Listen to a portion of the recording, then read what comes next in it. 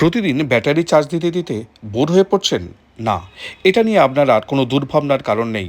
খুব শীঘ্রই বাজারে আসছে এক ধরনের নিউক্লিয়ার ব্যাটারি। একবার লাগালে এই ব্যাটারি চলবে 50 বছর। এটিকে বলা হচ্ছে মিনিয়েচারাইজড নিউক্লিয়ার ব্যাটারি, যা মোবাইল ফোন, পেসমেকার, ড্রোন সহ বিভিন্ন যন্ত্রপাতিতে ব্যবহার করা যাবে। এই অদ্ভুত ধরনের ব্যাটারি আবিষ্কার করেছে চীনের স্টার্টাস সংস্থা বেটা ভোল্ট। 2025 সালের মধ্যেই তারা বাজারে আনতে চলেছে এই ব্যাটারি। কিন্তু এই ব্যাটারি কতটা নিরাপদ হবে আমাদের পক্ষে? অনেক সময় মোবাইল চার্জে থেকে ব্যাটারিতে বিস্ফোরণ ঘটে, তা থেকে মৃত্যুর ঘটনাও ঘটেছে। যেহেতু এই ব্যাটারিতে পরমাণু শক্তি ব্যবহার করা হবে, তাই অনেকের মনে হতে পারে নিউক্লিয়ার ব্যাটারিতে যদি কোনো কারণে বিস্ফোরণ ঘটে, সেক্ষেত্রে রেডিয়েশন ছড়াবে না তো? সংস্থার কর্তারা অবশ্য জানাচ্ছেন এই ব্যাটারি সম্পূর্ণ নিরাপদ।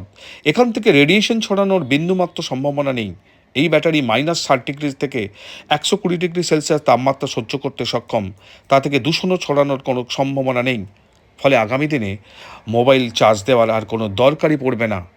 এই ধরনের খবর আরও জানতে চ্যানেলটি সাবস্ক্রাইব করুন এবং আরও বেশি করে শেয়ার করুন।